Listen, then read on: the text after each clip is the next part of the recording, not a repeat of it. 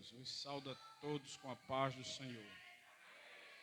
Meus amados, queremos agradecer a Deus e as orações de toda a igreja que nós pedimos por minha mãezinha, e hoje ela teve alta do HU e às 6 horas fomos levar ela em Mari.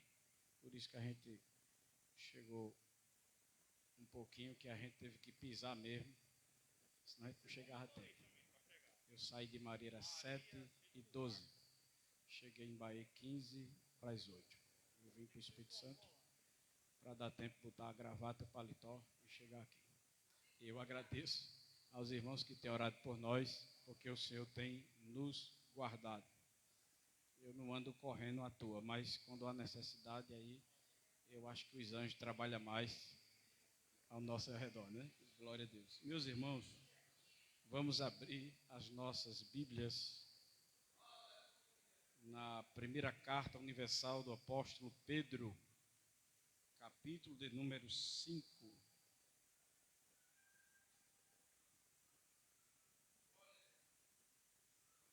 Vamos ler a partir do versículo 5 ao de número 9. Primeira carta universal do apóstolo Pedro, capítulo 5, versículo 5 a 9. Amanhã haverá ensaio para o coral. A irmã Gessélia avisou no grupo. Amanhã haverá ensaio. E a coordenação geral da UMADEB, da UMAD, na pessoa do seu coordenador geral, o pastor Agabe Nascimento, comunica que haverá uma reunião informativa dia 24 de fevereiro, em uma quarta-feira, nesta congregação, reunindo todo este setor que agora está considerado como da área amarela. Convida dirigentes de congregações, coordenadores de área, coordenadores de setores, coordenadores de jovens de congregações e os vices, dirigentes de louvor, todos envolvidos com liderança de adolescentes e jovens, para neste dia citado, dia 24, estarem presentes aqui às 19 horas para tratarmos de assuntos referentes a este evento que está para vir aí, muito bom, do segundo Liderar Nordeste. E desde já, o nosso pastor Agabe agradece a presença de todos. Está dado o recado. 1 Pedro, capítulo 5, versículos 5 ao 9. Semelhantemente, vós, jovens, sede sujeitos aos anciãos, e sede todos sujeitos uns aos outros, e revesti-vos de humildade, porque Deus resiste aos soberbos, mas dá graça aos humildes. Humilhai-vos, pois, debaixo da potente mão de Deus, para que, a seu tempo, vos exalte, lançando sobre ele toda a vossa ansiedade, porque ele tem cuidado de vós. Sede sóbrios, vigiai, porque o diabo, vosso adversário, anda em derredor, bramando como leão, buscando a quem possa tragar. Ao qual resisti firmes na fé, sabendo que as mesmas aflições se cumprem entre os vossos irmãos no mundo. Amém. Graças a Deus. Saudações do Senhor para os nossos irmãos internautas que estão em casa, nos acompanhando e junto cultuando conosco. Meus amados, depois da queda do homem no Éden, um dos males que açoita a alma humana e que aflige se chama a ansiedade. A ansiedade. Por isso que o homem caído, ele não tem controle sobre este mal que assola a alma da humanidade, a ansiedade. Mas o homem regenerado, com o coração transformado, ele aprende a sofrer, a suportar em Cristo todos os tipos de aflições e adversidades, e a natureza divina em sua vida, após a sua regeneração, lhe dá condições para, pelo fruto do Espírito, como aquela característica chamada temperança, que é o equilíbrio, faça com que as suas preocupações ela não exceda. Porque se preocupar não é pecado. Não quero dizer, não é um mal se preocupar, não é um mal. É comum o ser humano se preocupar. Mas quando a preocupação sai do controle, que ela se torna uma ansiedade, onde a pessoa começa a sofrer pela imaginação, antecipando tudo.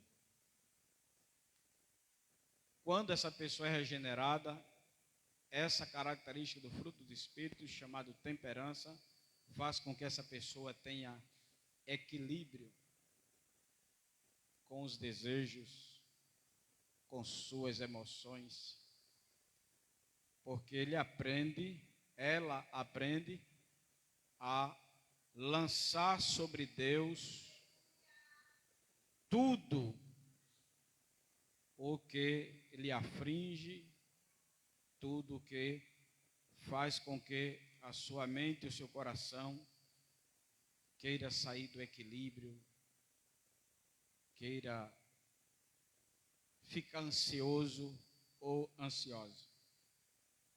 No primeiro século, essa palavra do apóstolo Pedro era uma injeção de uma vitamina tão grande, de trazer tanto ânimo, mas só fazia efeito nos verdadeiros cristãos regenerados. Por quê? O contexto da igreja do primeiro século, principalmente nos dias do apóstolo Pedro, era dias de muita perseguição, perturbação na terra contra a igreja do Senhor. A igreja, ela não tinha sossego, no modo de dizer, era perseguição de dia e de noite, de dia e de noite. Pessoas que perdiam bem se tivesse, e também, além de ser confiscado o que tinha, era levado para ser morto se confessasse a fé em Cristo Jesus.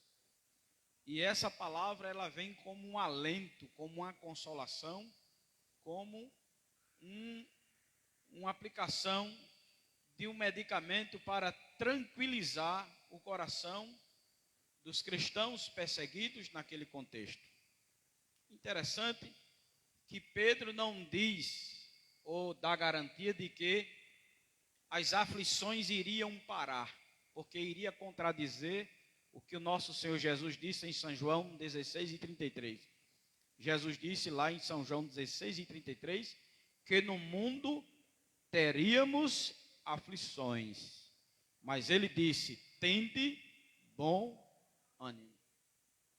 Jesus não disse que ou prometeu a alguém, lá em Mateus 16, 24, que se alguém renunciasse a si mesmo e decidisse seguir, pararia o sofrimento, as aflições, as adversidades, as dificuldades. Ele garantiu, irmãos, que após lhe seguir, sofreríamos pela renúncia e teríamos que levar a cada dia a nossa cruz, a nossa responsabilidade de abnegação por amor a Cristo. Jesus não prometeu que após alguém lhe seguir, renunciando a si mesmo, pararia as dores e as necessidades, que as enfermidades teriam tréguas. Ele disse em São João 16 e 33, repetindo: no mundo tereis aflições. Atos 14, 22, o apóstolo Paulo, depois de fazer uma de suas viagens na geografia bíblica da época, pegando em Jerusalém, ele subindo até a Ásia Menor, aquela longa viagem, quando ele sai de Antioquia, de volta, o texto diz que ele volta por onde passou, semeando, e que alguns irmãos, em algumas comunidades, aceitaram a Jesus. Então ele volta confirmando, Lucas diz, confirmando a fé dos discípulos, dizendo a eles que é necessário. Há uma versão que diz: até importa que passemos por muitas tribulações para entrarmos no reino dos céus. Glória ao nome de Jesus. Então o apóstolo Paulo, certamente, quando ele volta já percebendo algumas reações dos novos convertidos, certamente falando de algumas dificuldades que estavam passando, porque começaram a professar a fé em Jesus, e o apóstolo Paulo consola, dizendo: é isso que você está sofrendo? É necessário. É isso que você está passando? Importa que passe. É bem diferente, irmãos, do evangelho da falsa prosperidade, que dá ao homem um poder tão grande de exigir de Deus e cobrar de Deus as bênçãos de uma medida tal, e até determinando e dizendo que não aceita isso, não aceita aquilo, não aceita passar por isso, não aceita perder isso. Isso é mentira de Satanás. Quem segue a Jesus, irmãos, é marcado pela renúncia, principalmente por aquilo que abre mão. Glória ao nome do Senhor Jesus. Não existe esse negócio de não aceitar sofrer, aleluia, para querer gozar as bênçãos de Deus. O nosso sofrimento já começa a partir do dia que a gente levantou a mão, abriu a boca e confessou Jesus como nosso Salvador. O negócio já começou a moer dali. Glória ao nome de Jesus. Isso quanto à nossa salvação. Aleluia. Não é fácil alguém, de repente, num culto como esse, aceitar Jesus e chegar em casa, a família saber: você aceitou? Aceitei. A cara já fica desse tamanho. Chega no trabalho: você agora é crente? Sou. Pronto. Ninguém quer mais conversa. Um extremo de pessoas amigas se cala. O outro extremo, um grupo de pessoas se levanta para criticar e perseguir.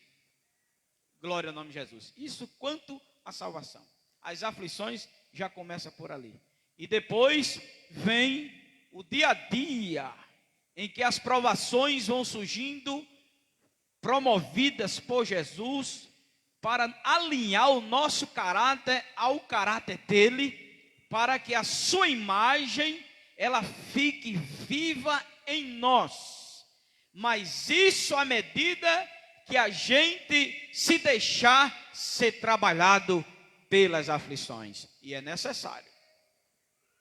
O Salmo 119, versos 67 e 71, o salmista chegou a dizer de tal forma. Alguém leia para nós, por favor? Salmo 119, verso 67 e o 7:1. Veja o que o salmista diz.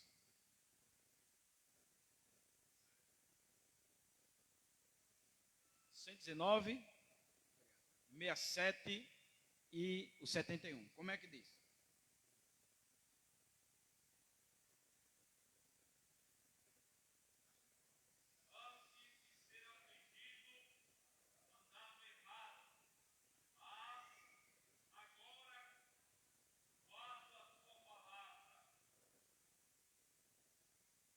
Setenta e um.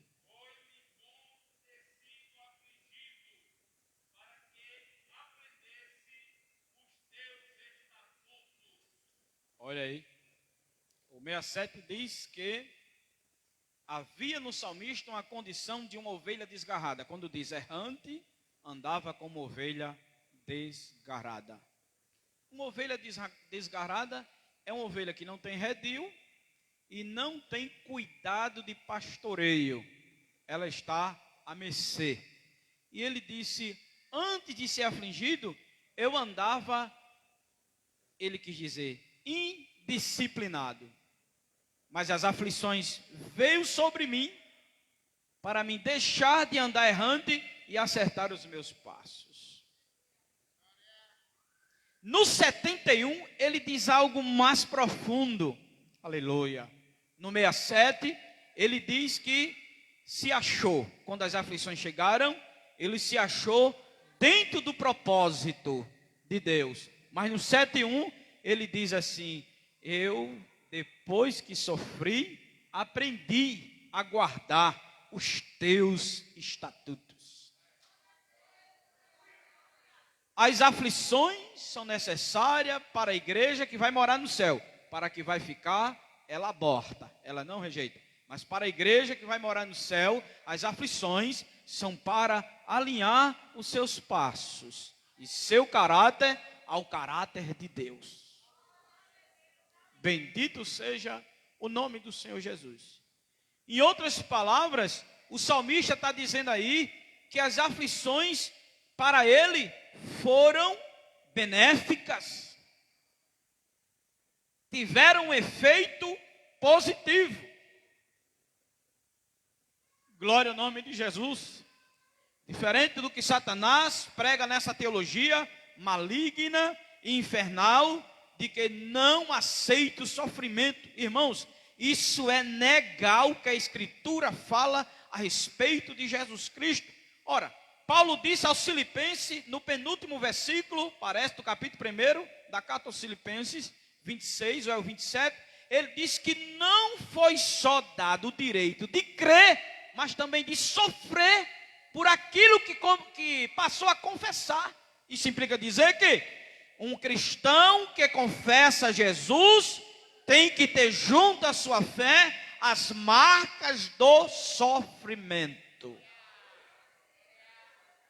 Me foge aqui a memória o texto, que o apóstolo Paulo chegou a dizer algo mais contundente. Ele disse, Jesus foi, mas nós, como igreja militante, estamos cumprindo o resto de suas aflições. Cristo começou no Calvário, e a igreja vai dar continuidade no dia a dia, na renúncia, naquilo que sofre, naquilo que suporta, que padece por amor a Ele, até chegar no céu.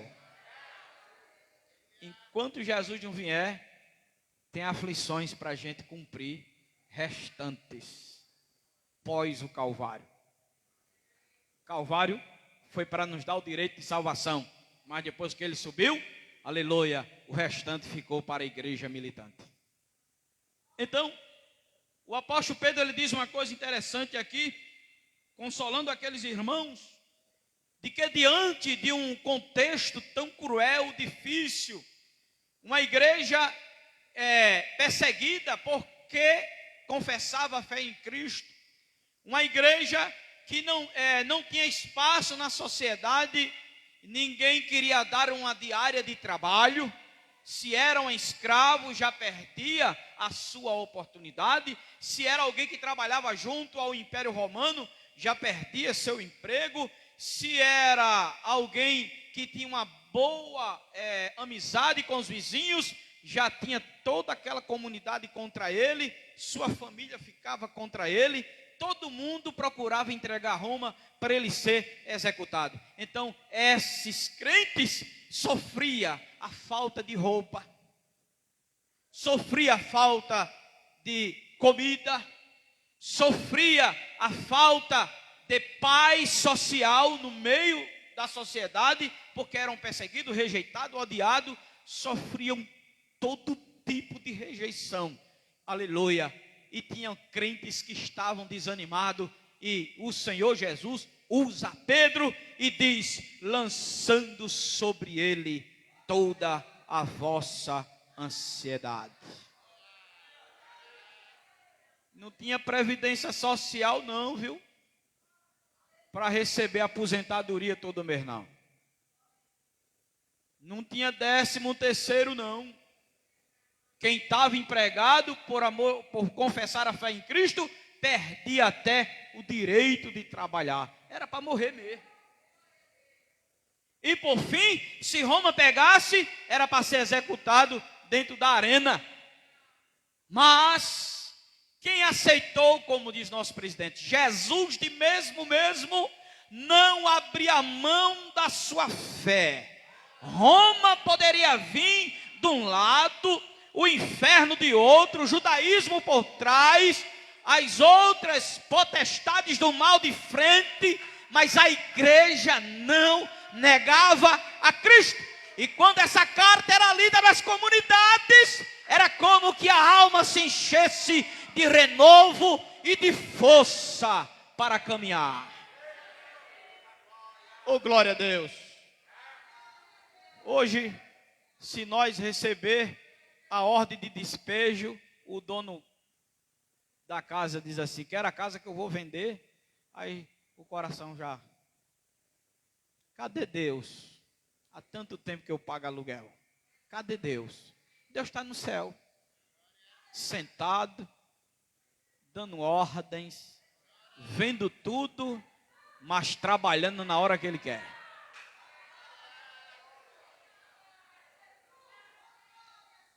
Aí na empresa chega alguém e diz, vá para o departamento pessoal. Quando chega lá, você está recebendo demissão. Diz, eu? Foi que eu fiz? Nada. Que a empresa está fazendo uma redução e está tirando. Aí você diz, mas rapaz, e essa porta não foi Deus que abriu? Foi. E ele diz lá, o pastor de Filadélfia, em Apocalipse 3, eu sou o que tem a chave de Davi, que fecho e ninguém abre, e que abro e ninguém fecha. Então, se você perdeu o emprego, é porque chegou o tempo dele fechar. E não se pode perder o juízo por isso. Não se pode ficar nervoso com isso. Porque a igreja do primeiro século, ela andava dentro dos matos, nas montanhas, nas cavernas, perseguido por Roma, aleluia, para serem mortos, e quando eram achados, eram confrontados, mas não negavam a fé, morriam alegre, dizendo, vou morrer pelo meu Salvador, que morreu por mim na cruz do Calvário. Glória a Deus. Mas pastor, o emplacamento do carro está vencendo. Glória a Deus. E onde é que está Deus? Sentado, acompanhando tudo e dando ordem na hora que Ele quer. Mas pastor, minha água, minha luz, meu bujão, você pode reunir todas as adversidades. É uma coisa que nós os crentes às vezes não aprendemos, é o que Davi disse lá no Salmo 27, verso 5, é que quando chega o dia da adversidade, a gente se expõe, a gente grita, faz escândalo, murmura, conta para um e para outro, e começa aquele desespero. Mas no Salmo 27, verso 5, Davi disse, no dia da adversidade me esconderás, no santo dos santos, no oculto da tua glória, aonde estão os querubins? Na tampa do propiciatório, lá no meio estarei eu.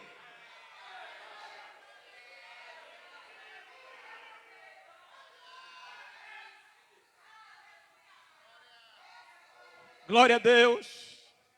Glória a Deus. Você pode até dizer assim, pastor, o senhor não sabe onde é que meu sapato aperta. E você não sabe quantos sapatos estão apertados aqui dentro hoje. E não pode dizer para ninguém que o sapato está apertado. E aí, quem canta melhor? Você que está dizendo que o sapato está apertado ou alguém que está calado? Pé direito quase não cabe, o esquerdo pior. E está calado. Aleluia. Era isso que Deus queria trabalhar em Israel quando tirou do Egito para botar na terra. Deus não podia pegar do Egito e botar logo na terra um povo que não queria depender de Deus. Por isso que quando o negócio começou a rochar, aí o povo disse, tá, lá a gente tinha isso, tinha aquilo, comia aquilo e... Aí Deus disse, e aqui é o maná. Tem a hora de descer. E tem a quantidade de pegar. E se pensar que no outro dia não vem e guardar, dá o bicho. Aí tinha gente que ficava desconfiado. Vá lá que amanhã não desce esse negócio. Aí bora mulher, bora menino, que for de bacia, de coisa, bota aqui esse maná e ajuntava. Aí comia, enchia a barriga. Aí quando amanhecia no outro dia, cheio de bicho. Aí disse, o meu deu bicho. Aí o outro vizinho disse, o meu também deu bicho. Fulano juntou e deu bicho. Joga fora, e por quê? É porque Deus disse que todo dia vem. Agora, com exceção da sexta, pega da sexta e pega a quantidade do sábado. E não dá o bicho, porque o sábado era para descansar. Aí na sexta poderia pegar com força para no sábado comer e repetir não sei quantas vezes. Glória a Deus. Aí o povo aperreado e água. Aí Paulo diz na carta aos Romanos, uma rocha seguia. E ali não é alegoria não, é literalmente. Aquela rocha é alegoria quando ele usa a expressão, era Cristo, tipificando. Mas literalmente, Deus nunca deixou o povo morrer de sede. Lembra que uma vez ele disse a Moisés, Moisés, fale a rocha. E Moisés bateu na rocha. E a rocha deu. E Paulo disse, aquela rocha seguia o povo. Que coisa bonita. Quando o povo saiu logo do Egito, no escuro, e disse, como é que vai, nós vamos sair logo de madrugada assim, nas pressas, comer o cordeiro com ervas amargas, e sair logo nas pressas. Disse, Deus disse a Moisés que tem que ser assim. Oxe, logo assim no escuro, no começo da madrugada, a gente comendo as pressas, sai com a barriga cheia assim. Aí disse, no escuro, mas quando saíram do Egito, uma coluna se formou assim. Deu luz. E deu temperatura, por causa da baixa que dava de temperatura no deserto à noite. E o povo, já tem luz já. E o povo andando em direção ao Mar Vermelho e a coluna de fogo. Diz a Bíblia que essa coluna de fogo, quando o dia amanhecia, ela se formava em uma coluna de nuvem, dando sombra. Glória a Deus. E dava sombra. O povo no deserto quente de derreter tudo, e a sombra. Aí quando ia cair na noite, aí aquela coluna de nuvem, fogo. Glória ao nome de Jesus. Passou um ano, passou 2, e Deus olhava para o povo, não dá para entrar na terra ainda não. Passou 3, passou 5, passou 10 anos, e o povo, e essa terra? Josué e Moisés disseram, a gente vai chegar. E essa terra? E Deus, haja provar o povo, haja provar, porque Deus não poderia colocar uma nação impura, como saíram do Egito, aleluia, para botar na terra de Canaã, não. Para os irmãos terem ideia, no deserto, a maior parte daqueles que saíram do Egito caíram, tombaram. O escritor da carta aos Hebreus, no capítulo 3, diz que eles endureceram a cerviz de forma tal que Deus teve que matar um bocado assim, ó, de uma vez. Foi tanto que não teve como cavar uma cova para cada um. Aqui está irmão José, aqui está irmão Benjamim, aqui está irmão fulano de tal, Judá, Abraão, Isaac, aqui está a irmã Sara, Rebeca, em memória, deu o quê? Deu tempo não, irmão. Morreu um monte assim, como que uma praga. Aí Deus disse, ainda não está bom de entrar na terra. Está preparado não. Aí Deus esticou uma coisinha. Irmão, a prova, a peneira de Deus foi tão grande para entrar na terra, que nem Moisés, que saiu de lá, chamado, preparado, 80 anos por Deus, conseguiu chegar.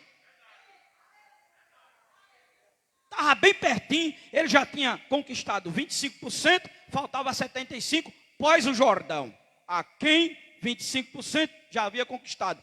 Daquém de Jordão, restava 75%. Moisés, quando estava assim já, que quem ia passar o Jordão era ele. Aí Deus disse, fala rocha. Moisés se encheu de raiva, o povo reclamando, falar coisa nenhuma, pegou aquele bordão assim, pá! Não sei se aquele estresse, aquela raiva, porque não podia dar na cabeça de cada um, do judeu, que estava perreando demais. Eu sei que ele deu na rocha para voar os pedaços. Aí a rocha deu água. Deus disse assim, suba aqui. Ele subiu. Suba. Aí ficou num ângulo de uma visão. Alguns teólogos dizem que a visão era panorâmica, mas não foi. Olhos humanos não dava para ver de onde Moisés estava, a longitude de terra, a distância que ele viu. É como se Deus ampliasse, desse assim para ele. Tipo um zoom, né? Zoom. Ele disse, está vendo a terra? Estou, senhor. Você não vai entrar, não. Mas, senhor, logo eu? Vai não, vai entrar não. Mas, senhor, não me fale mais nesse negócio. Calou-se Moisés, ficou no monte. Deus pegou ele. Aí Josué lá no pé do monte, aperreado, triste e com medo. Josué 1, aí Deus disse, meu servo Moisés é morto. E você agora vai fazer o povo ocupar o resto da terra. O rapaz desanimou, está lá. Se você ler direitinho, Josué 1, 7, 8 e 9, vai ver que aquela expressão que Deus disse assim, não te mandei eu, esforça, tem bom ânimo. E ele desanimou, irmão. Acaba de auxiliar, de repente passar a ser líder de quase 3 milhões de pessoas.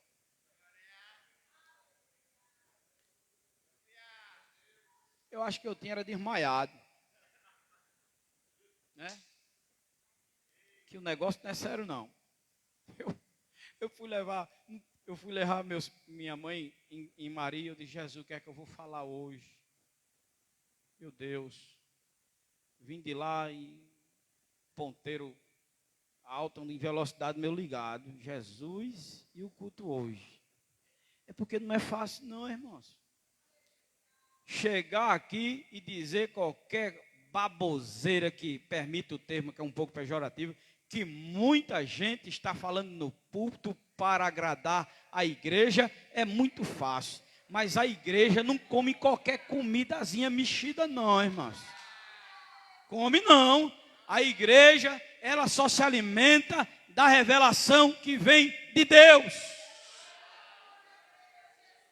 E não adianta inventar coisas para a igreja comer, que a igreja não come. Por isso que Josué ficou com medo, porque ele sabia o que era levar uma multidão para atravessar o Jordão para ocupar a terra. Glória ao nome de Jesus. nesta noite, Deus está nos conscientizando de que é preciso depender dele para vencer as adversidades. Esse termo, o verbo lançar, como Pedro está falando aqui, é muito simples o entendimento. É como se eu e você tivesse sobrecarregado. É aquela ideia aproximada de Mateus 11, 28, quando ele diz assim: vinde a mim todos que estáis cansados e oprimidos. A atualizada diz sobrecarregado. A ideia é a figura de um animal de carga, ele com uma sobrecarga tão grande que ele não sai nem do canto e está com as perninhas abertas, como espadoado, e sem poder andar com peso, que é o pecado. Jesus disse: vinde a mim todos vós cansados e oprimidos, e eu vos aliviarei. Ou seja, é deixar o fardo do pecado, que pecado não foi feito por homem, nos pés de Jesus, e tomar o jugo dele, o fardo que é leve e é suave. Por isso que a ansiedade, ela é uma sobrecarga tão grande, que na proporção que eu e você demora com ela na cabeça, a tendência é ficar depressivo. Por isso que Pedro diz, lançando, é chegando e Jesus, tome conta. Se demorar, meu irmão, é problema. E parece que tem dia que vem de ruma para sobrecarregar a gente de um jeito que, se a gente não tiver cuidado, aí perde o negócio daqui. O pastor Ferreira diz assim: ele dá uma voltinha ligeiro para frente, depois para trás, aí remói. Você perde o rumo. Glória ao nome de Jesus. O que quer dizer isso? É que na proporção que você perceber que as coisas for sobrecarregando, você se lembre que Cristo é aquele que faz a igreja descansar. Não demore preocupado e sobrecarregado de ansiedade, porque senão vai atrapalhar a sua fé e a comunhão. É capaz da gente não vir nem para o culto. Fica em casa com a cabeça.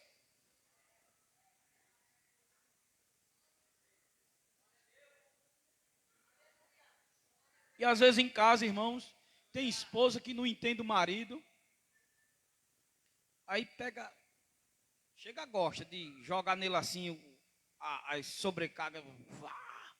E você está vendo como é que está a situação? Você está vendo, tem que fazer alguma coisa. Meu Deus, a mulher sábia edifica a sua casa. Quando ela vê que o marido está sobrecarregado, meu filho, vem cá, vamos dividir esse negócio. Você não pode ficar do mesmo modo o marido com a esposa. Por isso que há uma relação, Paulo diz aos Efésios, é o capítulo 5, se não foge a memória, o último texto, ele diz: eis que vos digo um grande mistério entre Cristo e a igreja. A relação espiritual de Cristo com a igreja, ela é tão gloriosa, é tão fina, aleluia, que Cristo, quando vê que a igreja está ficando sobrecarregada, ele se aproxima dela. Se aproxima no modo de eu dizer, trazendo mudança, renovo. Tem momento que a igreja está de um jeito que não está sem orar. E se a gente criar um momento para oração, aí alguém acha estranho. E alguém tem momento que a igreja se acha muito ocupada. É porque eu estou trabalhando muito, é porque eu estou cansado, é porque eu não tenho tempo, é porque eu estou correndo, é porque eu tenho 2 empregos, ainda quer o terceiro, é porque eu estou arrochado disso, arrochado daquilo, não tem tempo, lá vai. Aí a igreja termina, todo mundo quando pega nesse embalo, aí a igreja começa a cultuar vazia.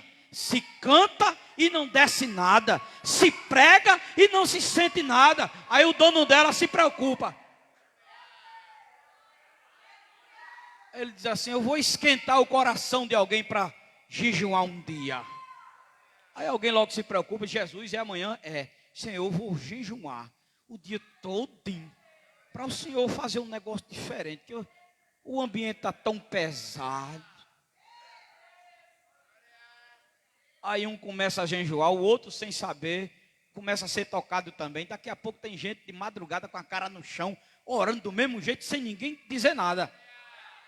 Aí daqui a pouco Deus toma o dirigente, ou o pastor da igreja, irmãos, precisamos de orar, dia tal vamos orar. Quando todo mundo começa, aí o negócio já começa. O louvor tem um gosto diferente, a mensagem tem um sabor diferente, o serviço que cada um faz em seu departamento tem um negócio diferente, né? As demandas já começam a ser enxugadas de problema, né? As discussões começam a desaparecer, as divisões começam a amortecer, as fraquezas começam a ser banidas, e de repente a igreja parece que está no meio de uma arena, esperando sua hora. Eita, glória a Deus! Aleluia. E quando a igreja está sobrecarregada, é isso. A igreja não fala língua, não chora. E se alguém se animar assim, e aí alguém chega, fulana hoje está dando uns glória, fulano hoje está dando uns pulos, uma língua assim. E interessante que a pessoa basar com o Espírito Santo estranhando o negócio. É o estado espiritual sobrecarregado. E Jesus não quer a gente preocupado nem com o dia de amanhã. Amanhã é o quê? Quarta. Se esqueça da quarta, viva a terça. Durma pensando no fim da terça. Está lá em Mateus 6. O papel da gente é o dos pardais. Os pardais, ele disse, não tem armazém, não tem campo para plantar, nem armazém para armazenar. E ninguém morre de fome. Todo dia vosso Pai Celestial dá a medida do bem-te-vi, do pardal, do tizil, da sabiá. E tem uns que comem demais, que é a águia. Aí Deus já dá a porção da águia, dá a porção do urubu, e passo nenhum morre de fome. Aí a gente fica preocupado com 2050. Estamos em 2021, né? A gente adianta 28 anos. Fica preocupado lá em 2050. E se começar a escutar o que a mídia diz, 2030 não sei o quê, 2035 não sei o quê, a agenda global, eu quero dizer isso aqui bem forte para o inferno escutar. A agenda global, irmão, eu não sei nem que pejorativo usar, aleluia. A agenda global é uma ficção, a agenda global é uma mentira, a agenda global é porque não está vindo mais adjetivo aqui. A igreja vive hoje. A igreja não se rege pelo que a ONU decide. A igreja não se rege pelo que os homens determinam. A igreja é guiada pela vontade do Eterno. Como é que a igreja seguia? 43:13 de Isaías. Ele disse, ainda antes que houvesse dia, eu sou. Temos que se guiar pelo Eterno.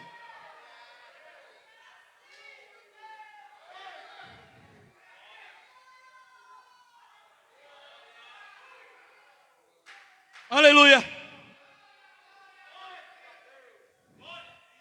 Isso é da natureza caída, irmão, se antecipar e ficar. Agora, duvido a natureza caída é inquietar em mim, inquietar em você, a preocupação com o arrebatamento. Será que é agora? Dá 70 e a natureza não. Você passa o ano todo sem falar língua. A natureza caída da gente vai dizer assim, você nunca mais falou língua. Ela nem lembra que língua existe. Você passa o ano todo sem chorar, não sabe mais nem o que é chorar. Só sabe o que é chorar se um menino chorar perto de você, aperreado pedindo alguma coisa com ansiedade, ou se vê alguém chorar de tristeza ou de raiva, ou na igreja se poder cair. Aí tem pessoa que se lembra de chorar. Mas, na verdade, lágrima daquela de crente. A lágrima de crente é diferente. Aleluia! Não sabe nem o que é chorar. E nem a natureza caída vai dizer, faz tanto tempo que tu não chorou, de nunca. Ela alimenta você continuar com os olhos secos, a boca seca, com a alma seca, com o coração seco, a consciência morta. Ela vai botando para quebrar mesmo. Mas a natureza de Cristo, eita, ela diz como o salmista no Salmo 42, como o servo brama por águas correntes, assim, ó Deus, a minha alma tem sede de ti. Só quem lembra isso é a nova natureza de Cristo em nós, mas a velha, aleluia. Se preocupe não, Jesus vai batizar com o Espírito Santo e com força. Se preocupe não, Jesus vai mandar fogo dentro da sua casa. Se preocupe não, gente vai profetizar dentro da sua casa. Se preocupe não, aleluia, que os céus está descendo, porque você decidiu lançar sobre ele as suas ansiedades.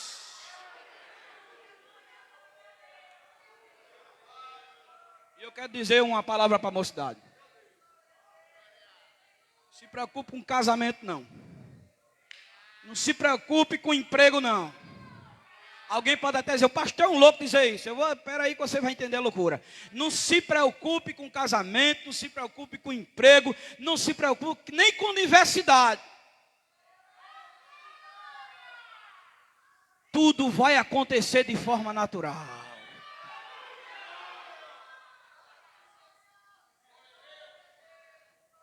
Cumpra o seu dever. E qual é o dever, pastor? Tema o Senhor. Aleluia. Honre ao Senhor. Seja fiel ao Senhor. De tudo que se tem de guardar, guarde o seu coração para o Senhor. Foi isso que Salomão disse. Guarde-se para o Senhor. E Deus está guardando o melhor para você. Faça obra. Tenha prazer no reino. Se jogue no serviço de Deus. E as demais coisas, aleluia. Se ele não deixa um pardal cair de fome, irmão Firmino, aleluia, ele sabe do que eu preciso no dia a dia. Eu gosto de comer peixe. E não sei nadar não, viu? Mas gosto de comer peixe. E nem sei pescar, mas gosto de comer peixe. Peixe é coisa boa. Teve um dia que eu olhei para minha mulher assim, eu queria tanto comer um peixe de coco. Já faz um tempo. Olha. Aí eu disse assim para minha mulher, eu queria comer um peixe de coco. E ela disse, a gente não pode comer, nem peixe a gente pode comer. Porque não tinha. Eu queria comer. Oxe, o telefone tocou. Foi. Decalamacha sobre a ré.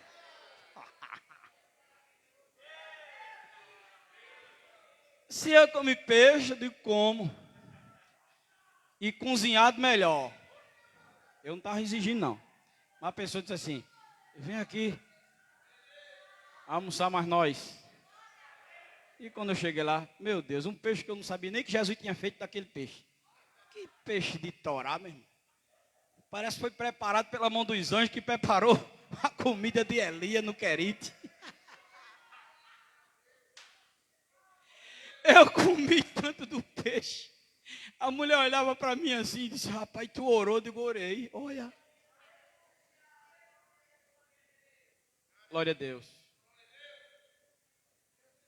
E eu não parei por aí não. Oxe, comi daquele peixe. Aí Jesus, o peixe de coco foi bom e eu quero comer mais. Ai, eu queria comer mais. Aí me chamaram para pregar em um lugar. Quando cheguei lá, aí o obreiro amigo meu disse, o senhor quer jantar depois do culto? Ou quer jantar antes? Eu, parece que é peixe. Ele disse, se eu vou comer antes.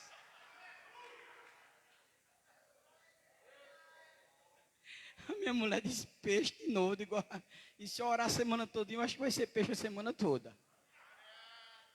Oh, glória a Deus. Glória a Deus. Descansa no Senhor, irmão. Se a gente pudesse, ia comer o Salmo 37 todinho hoje à noite aqui. Mas leve para casa o Salmo 37. Aleluia. Descansa no Senhor. Descansa no Senhor. Glória a Deus. Essa semana eu estava passando por uma aflição muito grande. E Deus usou alguém dentro da minha casa e disse: tu não sabes que foi eu que te chamei? E que tua chamada está aqui em minhas mãos e tu também? Descansa. Aí fez: descansa. Mas irmão, que remédio de Torá. Foi mais rápido do que aquela intravenosa. Eu senti a ação de Deus na hora. Aí eu digo: oh, coisa boa. Glória ao nome do Senhor Jesus. Aleluia. Porque quando a gente aprende a descansar e lançar as nossas ansiedades ao Senhor Jesus, nós vencemos e resistimos até mesmo às tentações da nossa carne, as que estão exteriormente, pelo sistema mundano, aquelas que vêm quando Satanás ele promove usando seus agentes. Quando a gente aprende a lançar a nossa ansiedade aos pés de Jesus, controlamos tudo, recebemos a autoridade de Deus para dominar tudo, até a mente.